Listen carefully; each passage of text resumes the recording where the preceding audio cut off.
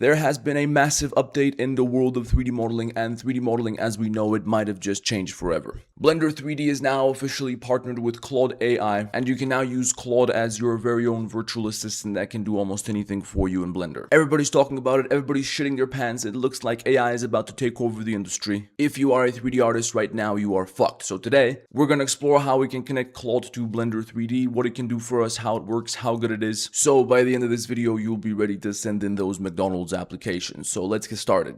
So step number one, we have to download and install Claude. If you haven't already done so, you just go to Google, type in Claude download, click on the second link right here. The rest you're going to be able to figure out yourself. And before you know it, you got Claude open on your computer. Now step number two, you're going to go back to Google, you're going to type in Blender MCP and click on the first link. Now we can talk about what this is and how it works all day, but fuck all that for now. We're going to go down here to add-on, click drag and drop that onto your Blender, assuming you have 5.1. And finally, before you start using Claude with Blender, you're going to have to add a Blender connector. So you go down here to this little plus button, you click on connectors, add connector. You're going to search for Blender, and there's going to be a little plus button right here, which you're going to click like the one down here. You set that up, and once you do that, Claude is going to be able to control your Blender for you. It's going to be like Skynet. So before we tell him to do anything, let's just ask him what he says he can do. I'm going to tell him you are now connected to Blender 5.1. What can you do, and whose job are you going to take? So let's give him a couple minutes to figure out what he's going to tell us.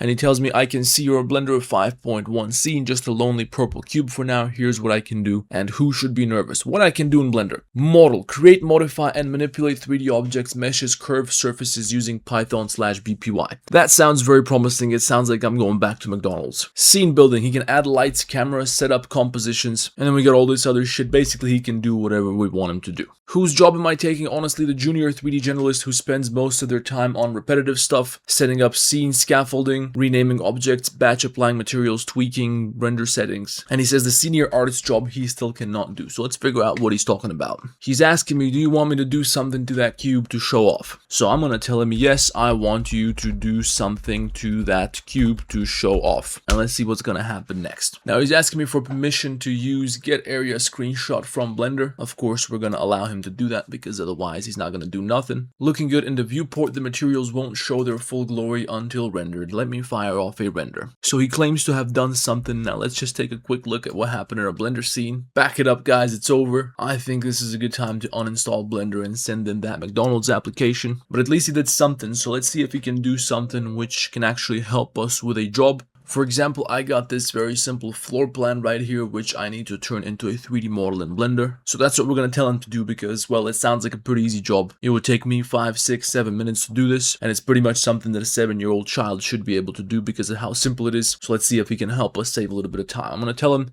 I got this blueprint right here, and I need to turn it into a 3D model of an apartment. Please help me because we want to be polite because you never know when the Terminator is going to come knocking on your door. Please help me turn this blueprint into 3D walls in Blender. So this sounds like it should be one of the simplest tasks that we can give him, which he should be able to complete properly. So let's find out. And he's telling us, great blueprint. I can read all the dimensions clearly. Let me build this apartment in 3D.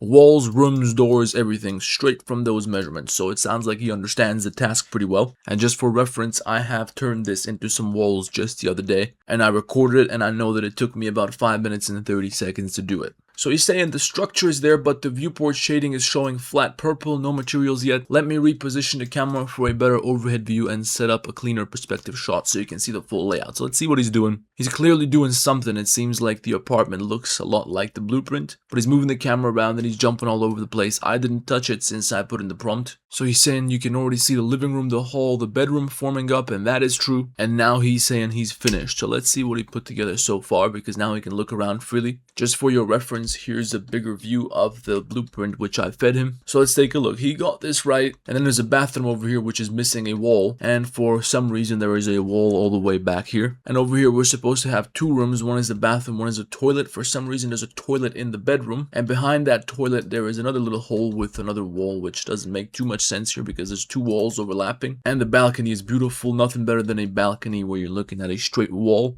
and he figured out there's supposed to be a doorway here, but he definitely fucked up this little corner, and he definitely got the doorway right. We're supposed to have a large door and 2 windows over here, and also we're supposed to have some windows over here on this wall, as you can see in the blueprint. I gave him the prompt at 2:30 and now it's 2:34. It really took him about 2-3 minutes to set all this up. So if you're somebody who's doing architectural visualization, pack it up. You stand absolutely no chance next to a device like this one. So it's over. If I was an architect right now, I would just go ahead and blow my fucking brains out tonight. Luckily, I'm not an architect. I mostly do product visualization, so let's see if I actually have to blow my brains out tonight. I had this little gig the other day where I had to make some sunglasses and I had to make some clean renders for a website. Now, it took me several hours to make this model, but let's see how quickly Claude can do it if we feed him a reference image. So I'm just going to share with him a picture of the sunglasses. Let's see what happens.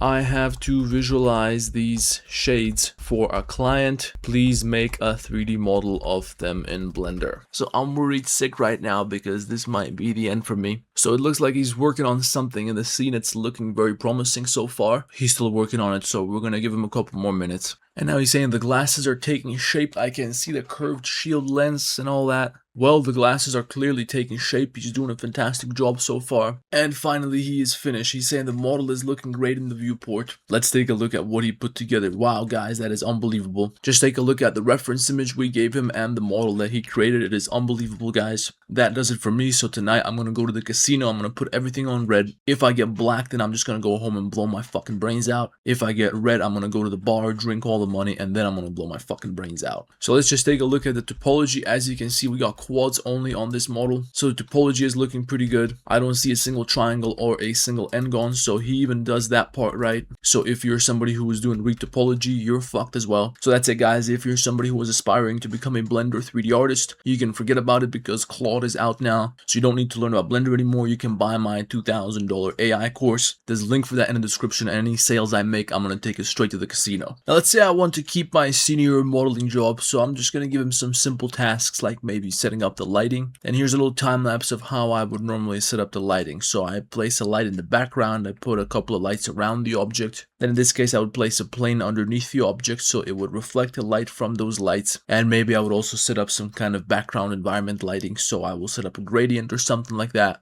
And as you can see, that makes the object look nice and cute. It can still be a lot better, but this is just the basics that I would normally do anytime I'm just trying to do some basic lighting. And in total, it took me about 2 minutes and 40 seconds to set this up. So I'm going to try and be very straightforward with him. I'm going to explain him everything because I'm going to assume that he's a beginner. I'm going to tell him, take a look at my Blender scene. You will see the finished shades.